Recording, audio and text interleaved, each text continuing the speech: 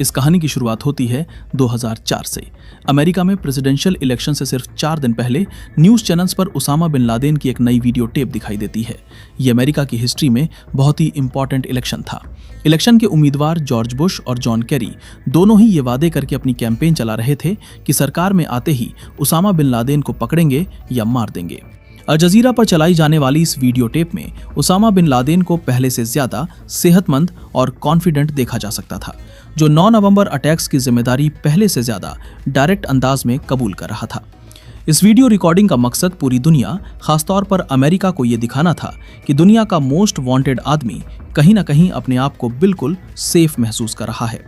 जब Usama bin Laden की video tape ने अमेरिका में तहलका मचा रखा था, ठीक उसी वक्त वर्जीनिया में मौजूद CIA हेडक्वार्टर्स में, जहां एक स्पेशल यूनिट बिन लादेन को ढूंढने के लिए बनाई गई थी, वहां तकरीबन हर लीड ठंडी पड़ चुकी थी। CIA के लिए यह सिचुएशन काफी फ्रस्ट्रेटिंग थी, क्योंकि जो उसामा बिन लादेन आज वीडियो टेप के जरिए अपनी कामयाबी के गीत गा रहा था, उसी बिन लादेन को 3 साल पहले CIA पकड़ने के काफी करीब थी। 2001 के अंत तक अमेरिकन इन्वेजन ने अफगानिस्तान पर कब्जा कर लिया था। अलकायदा के फाइटर्स को मुल्क के ईस्टर्न पार्ट में धकेल दिया गया। यहां उन्होंने खुद को टोरा बोरा की गुफाओं के अंदर मोर्चाबंद कर लिया और अमेरिकन इंटेलिजेंस एजेंसीज को शक था कि बिन लादेन भी उन्हीं के बीच है।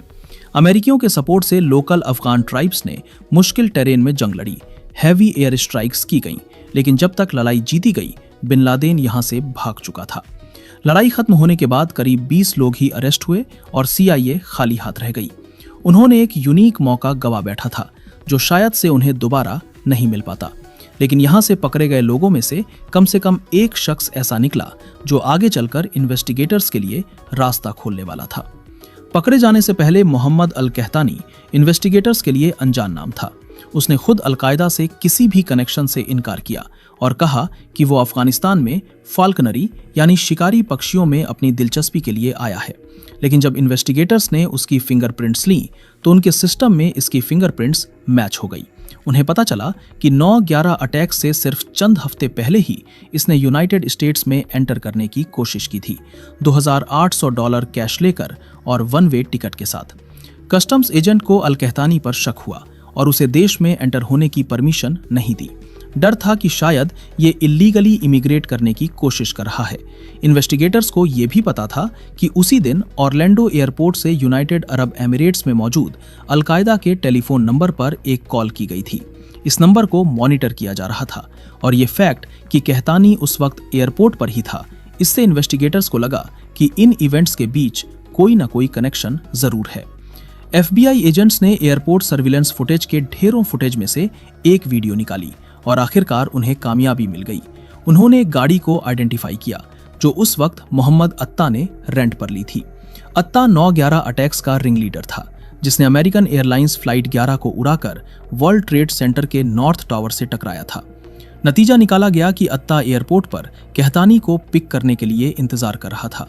यह व्यापक रूप से माना जाता है कि कहतानी को यूनाइटेड एयरलाइंस फ्लाइट 93 के हाईजैकर्स में से एक होना था। वो फ्लाइट जो अपनी मंजिल तक नहीं पहुंच पाई क्योंकि वो पेंसिल्वेनिया में क्रैश हो गई जब पैसेंजर्स कंट्रोल वापस लेने की कोशिश कर रहे थे। इस जानकारी के साथ कहतानी से इंटेरोगेशन की गई और वो उन कई अलकायदा कैप्टिव्स में से एक था जिन्होंने आने वाले महीनों और सालों में इन्वेस्टिगेटर्स को ग्रुप की अंदरूनी कामकाज की बेहतर तस्वीर पाने में मदद की।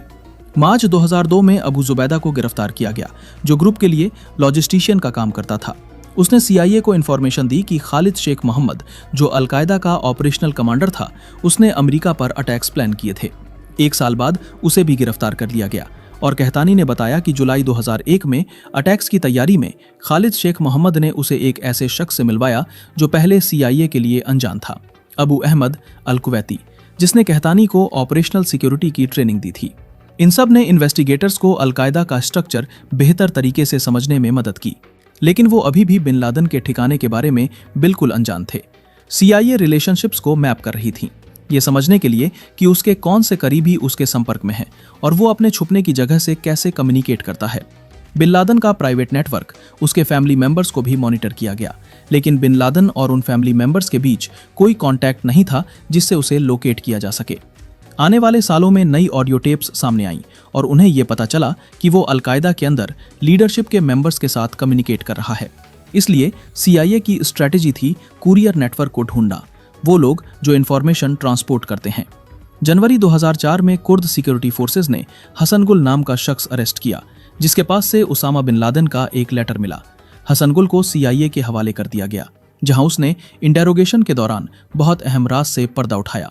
उसने बताया कि अबू अहमद अल कुवैती बिन लादेन का पर्सनल कुरियर है।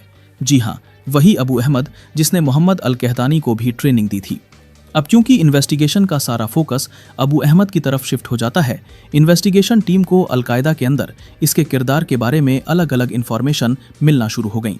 हसन गुल के मुताबिक अबू अहमद का काफ़ी बड़ा किरदार था, जबकि खालिद शेख मोहम्मद का कहना था कि अबू अहमद का बड़ा किरदार नहीं है, बल्कि वो एक रिटायर्ड मेंबर है।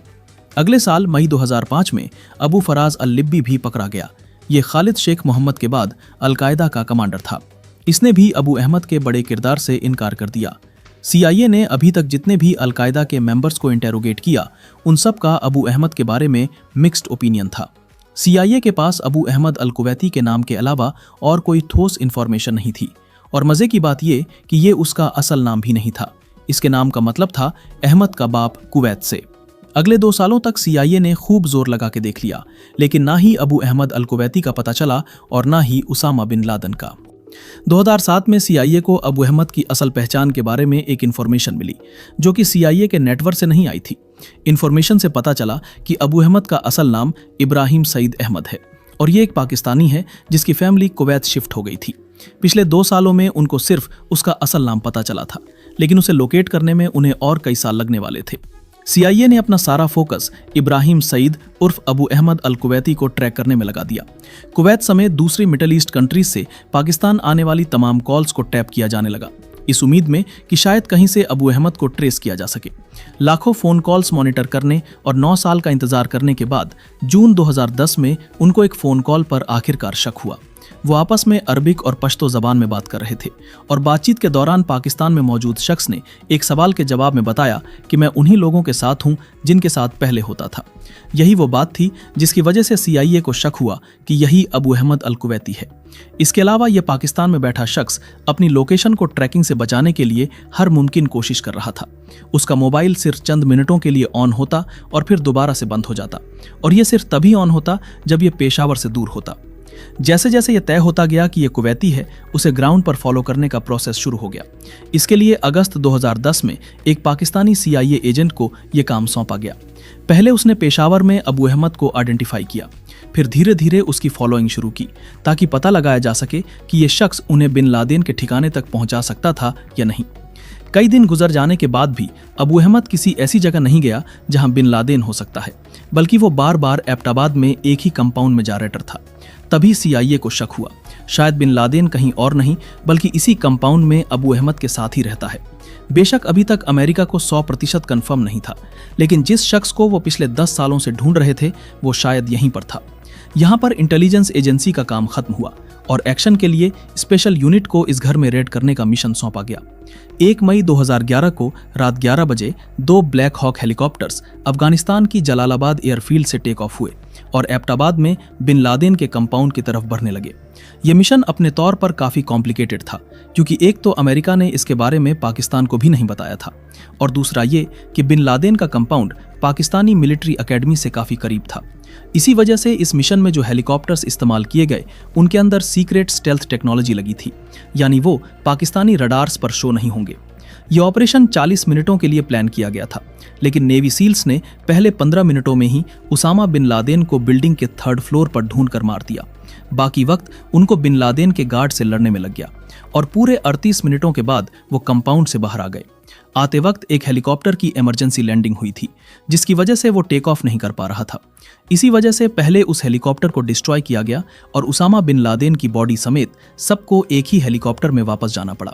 US ऑफिशियल्स के मुताबिक उसामा बिन लादेन की बॉडी को अगले 24 घंटों के अंदर अंदर सऊदी अरब की परमिशन के साथ अरेबियन सी में बहा दिया गया। ये था 10 साल की खोज का आखिरी दिन, जहां एक फोन कॉल से शुरू हुई जासूसी एक कंपाउंड में खत्म हुई। जहां दुनिया का most wanted terrorist Pakistani military academy के बगल में छुपा बैठा था और जहां 40 मिनट के एक ऑपरेशन ने दुनिया का सबसे बड़ा मैनहंट खत्म कर दिया।